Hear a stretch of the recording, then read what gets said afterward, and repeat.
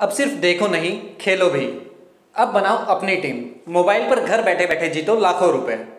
इस तरह की बात जब आपके और हमारे हीरो आकर के टीवी पर कहते हैं तो हमें यकीन होने लगता है और लगता है कि हाँ, हम भी इस तरह की चीजें कर सकते हैं या फिर सिर्फ घर बैठे बैठे मोबाइल पर टाइम पास के लिए अपनी टीम बना करके हम जीत सकते हैं।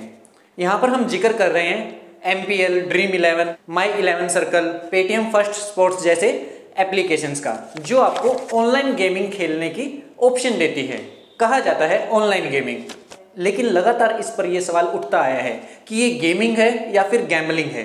साथ ही साथ ऐसी चीज़ों की एडवर्टाइजिंग करते हुए आपको विराट कोहली, सचिन तेंदुलकर, वीरेंद्र सहवाग, सोनू सूद या फिर बाकी के एक्टर या फिर प्लेयर्स आपको ये कहते हुए मिलेंगे कि अब ऑनलाइन गेम खेलें और पैसा कमाएं या फिर फैंटेसी स्पोर्ट्स में पैसा कमाएं। यहाँ पर जैसे आप देख सकते हैं दो तरह के वर्ड्स का इस्तेमाल हो रहा है। इन किसी भी एप्लीकेशन को आप अगर इनके बारे में सर्च करते हैं तो दो तरह के वर्ड्स इस्तेमाल होते हैं, ऑनलाइन गेमिंग प्लेटफॉर्म या फिर फैंटेसी स्पोर्ट्स प्लेटफॉर्म। पहले हम ये समझते हैं कि ऑनलाइन गेमिंग प्लेटफॉर्म क्या है और फैंटेसी स्पोर्ट्स क्या है, और असल में ये दोनों चीज क्या है जो ये सारे एप्लीकेशन आप लोगों के सामने परोस रहे हैं, उसे समझने की कोशिश करेंगे। ऑनलाइन गेमिंग क्या होता है? कोई भी वीडियो गेम हम अगर ऑनलाइन जाकर के खेल रहे हैं, इंटरनेट की सहायता से खेल रहे हैं, तो उसे ऑनलाइन गेमिंग कहते हैं। इसका सबसे बड़ा एग्जांपल जो हम देख सकते हैं पबजी है, फ्री फायर, लूडो, तो ये सारी चीजें हम ऑनलाइन खेलते हैं, ऑनलाइन गेमिंग की कैटेगरी में आती हैं।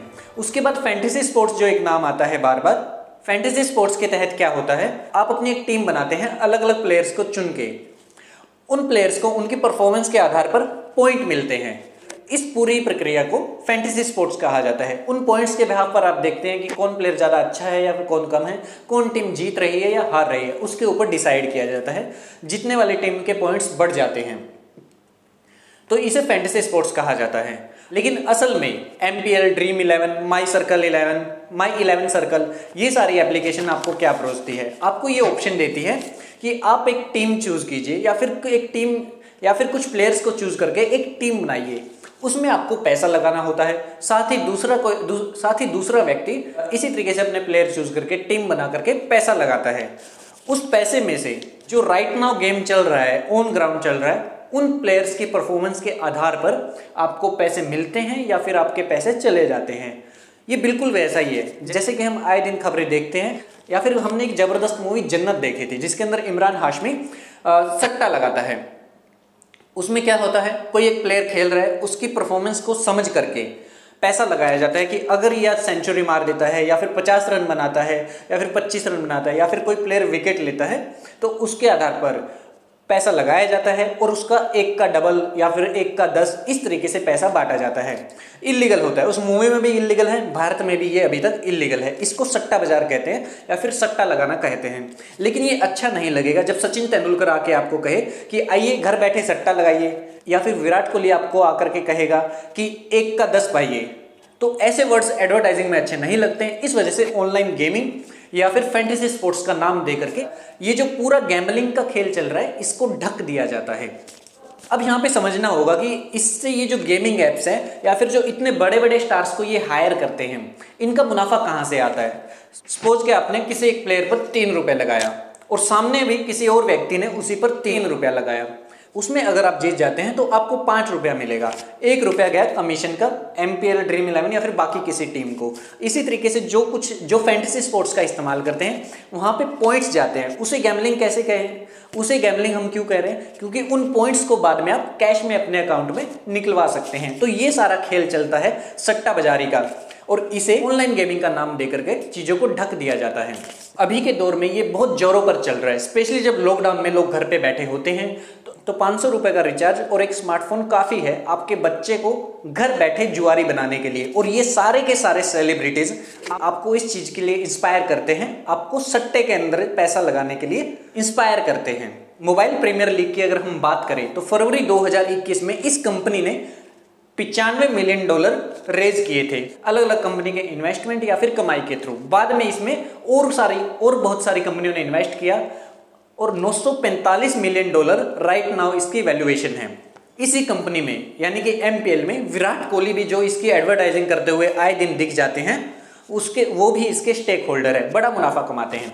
आप यहाँ पर सट्टेबाज होते जा रहे हैं, वहाँ पर सेलिब्रिटीज पैसा कमा रहे हैं। सोचने वाली बात यह है, क्या इन सेलिब्रिटीज के बच्चे या फिर ये खुद बैठ करके रोज ऐसे ही सट्टा खेलते हैं? यहाँ पर भारत की जो सरकार है उसकी जिम्मेदारी बनती थी इन चीज़ों को रोकने की या फिर इन चीज़ों को कंट्रोल करने की।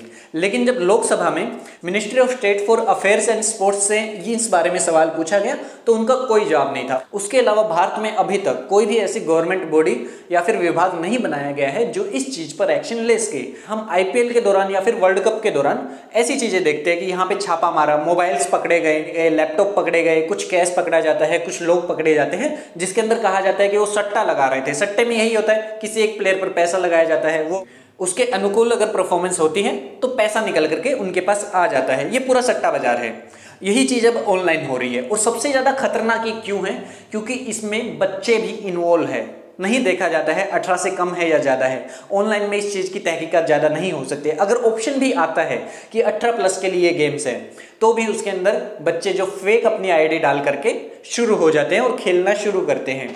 तो किस तरीके से ये सारे बड़े बड़े सेलिब्रिटीज पैसे के लिए ब्रांड एम्बेसडर बनते हैं ऐसी ऑनलाइन सट्टा चलाने वाली कंपनियों के, और इस चीज को अलग नाम दे करके आपके बच्चों को जुआरी बना रहे हैं।